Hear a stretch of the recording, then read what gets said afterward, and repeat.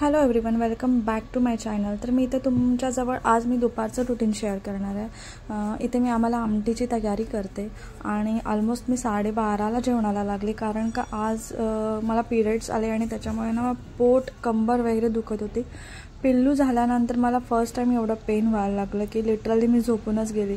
सकाळी आमचा ब्रेकफास्ट वगैरे केला, ब्रेड जॅम वगैरे केलं, पिल्लूला भरवलं नाचणीचं सत्व सकाळी ब्रेकफास्टला आणि मग तिघं पण झोपून गेलो आणि नंतर मग 12:30ला उठली, कारण का पिल्लूचं पण मला जेवण करायचं होतं. पिल्लूला पण मी आमटी भातच केलं, मसूर डाळची म्हणजे असं मसूर डाळ टाकून राईसमध्ये असं दाल खिचडी टाईप, पण थोडंसं असं सांबार मसाला वगैरे ॲड केला त्याच्यामध्ये. आणि आता मी इथे तिखट काढते, म्हणजे लाल तिखट काढते, कारण का ते संपलेलं हे मला आईनी गावावरून दिलेलं. सो आता हे पटकन काढेल, नाहीतर मी नॉर्मली इकडेच घेते आपला डीमार्टला, नाही तर असं लोकल मार्केटलाच मसाला घेते. आता गावाला गेलेली सो आईनी हे दिलेलं, आता ते यूज करून बघेल की कसं आहे. आणि आता पटकन जेवण वगैरे आवरेल, कारण का ह्या टाईमला पण मला थोडंसं असं पेन होतंच होतं, पण काय करणार, पिल्लू होती त्याच्यामुळे मला सगळं जेवण करणं भागच होतं. तिचं पण करायला घेतलं, मग म्हटलं आमचं पण करते का नको. सो पटपट केलं. नाही तर आधी कसं व्हायचं, मला पेन वगैरे झालं ना की मी झोपून जायचं, मला काय करायलाच व्हायचं नाही. पण आता ती एनर्जी कुठून येते काय माहिती, की लिटरली उठून करायलाच लागते मी. आणि नंतर सगळं आवरलं, पिल्लू वगैरे उठली आणि ते कुकी पण झोपलेली. मग तिला मी बोलवत होती. कुकी आहे ना कधी कधी आम्हाला खूप सपोर्ट करते, म्हणजे असं कधी बरं नसलं की काय नसलं की ती पण गप्प अशी पडूनच असते. आम्ही झोपलेलो, लिटरली आम्ही 10:30ला झोपलो. सकाळी पिल्लू आमची उठलेली 7 वाजता.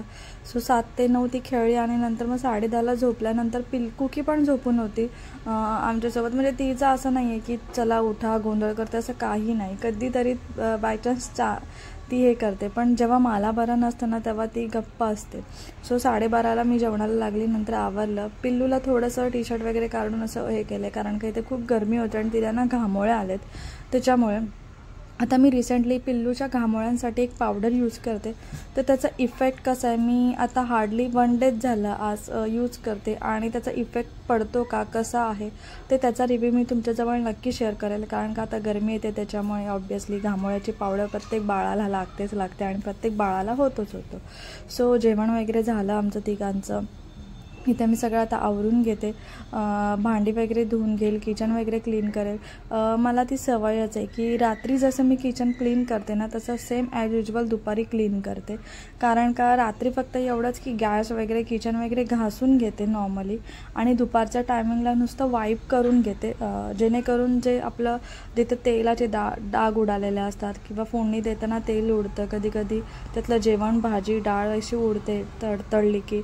सो ते सगळं पुसून वगैरे घेते, नाहीतर कसं होतं की कॉक्रोच वगैरे लागण्याचे चान्सेस ना खूप असतात आणि मला कॉक्रोच म्हणजे जर्रा पण आवडत नाही. त्याच्यामुळे मला क्लिनिंग कितीही दुखलं कितीही काय झालं तरी मी क्लिनिंग ती करते.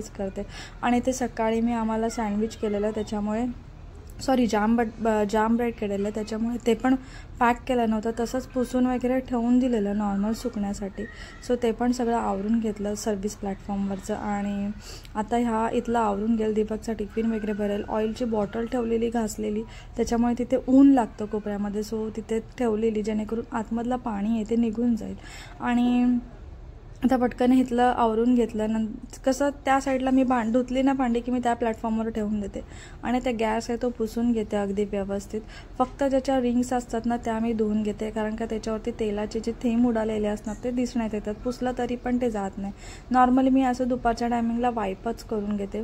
जर कधीतरी नॉनव्हेज बनलं आणि खूपच मेस पडला किचनवरती किंवा खूपच घाण झालं तरच मी गॅस आहे ते घासते. आयदर मी दुपारी घासते नाहीतर मग मी रात्री घासते जर असं खूपच घाण झाला असेल तर. आणि ह्या बास्केटमध्ये ना सगळे स्पून्स आहेत जे की ड्रॉवर्स आहेत छोटा, त्याच्यात मी अरेंज करून ठेवते. ट्रॉलीमध्ये मी आधी ठेवत होती पण ते खूपच असं खिचडी वाटत होतं, कारण का माझ्याकडे ना वेगवेगळे असे स्पून्स आहेत, त्याच्यामुळे मग मी ह्याच्यामध्ये आता नीट ऑर्गनाईज करून ठेवते की स्पून एका साईडला, नाईफ एका साईडला म्हणजे चाकू एका साईडला, आणि जे कधीतरी स्पून्स लागतात किंवा सूपचे म्हणा किंवा काही असे वेगळे स्पून असतात, काटे चम्मच बोला, ते एकदम लास्ट ड्रॉवरमध्ये असे मी अरेंज करून ठेवते, जेणेकरून नुसता तो ड्रॉवर ओपन केला की आपल्याला हवे ती गोष्ट भेटेल. आणि हा जो ड्रॉवर आहे ना तो मी फ्रीजवर ठेवते, जेणेकरून मला इझी काढता येईल अशा ह्याच्याने.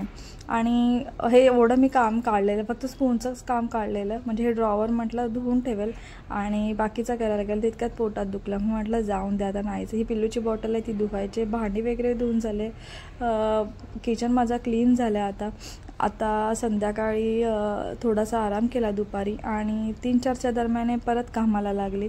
बेडशीट चेंज केली. एकाच सोफ्याची बेडशीट चेंज केली कारण का पिल्लू आहे ना इथे उभी वगैरे राहते आणि खूप घाण डस्ट वगैरे उडते, त्याच्यामुळे मग मी चेंज करून घेतली बेडशीट. कधी कधी ते सोफा कवरपेक्षा ना बेडशीट बऱ्या पडतात.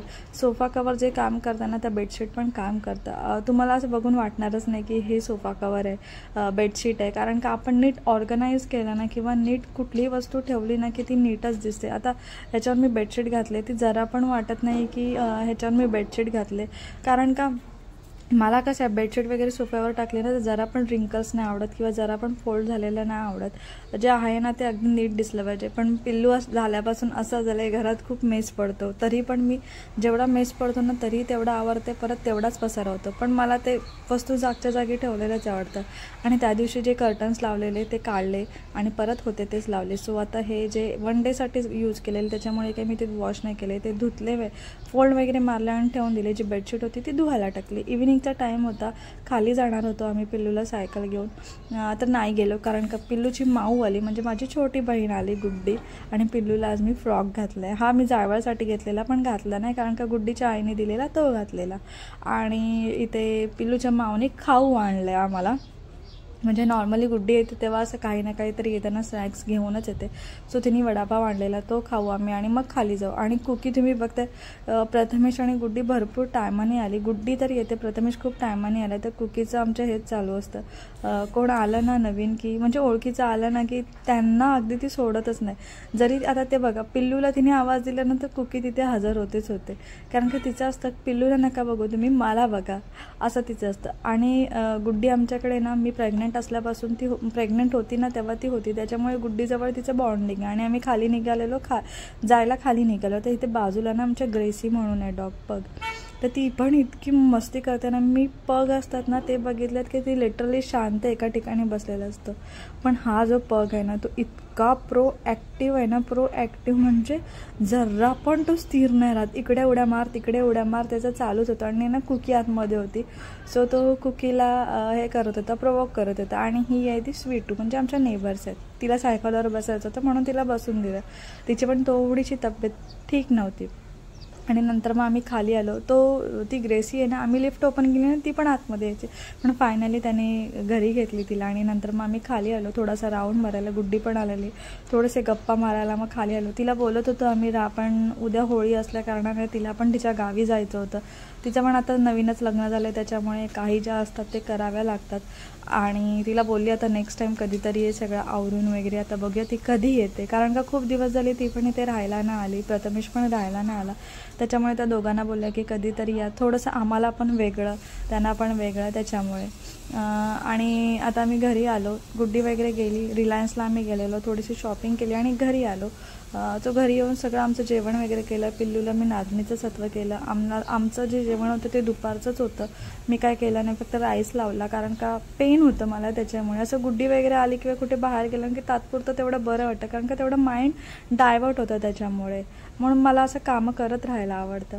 सो आजचा ब्लॉग मी इथेच एंड करते. जर तुम्हाला माझा आजचा व्हिडिओ आवडला असेल तर प्लीज माझ्या चॅनलला सबस्क्राईब करा, माझा व्हिडिओ लाईक करा, शेअर करा, कमेंट करा. आणि पुन्हा एकदा भेटूया आपण अशाच एका नवीन व्हिडिओमध्ये. तोपर्यंत बाय बाय. आणि हे दुपारचं जेवण मी तुम्हाला दाखवते. इथे डाळ आहे, ऑलरेडी भात लावला आहे.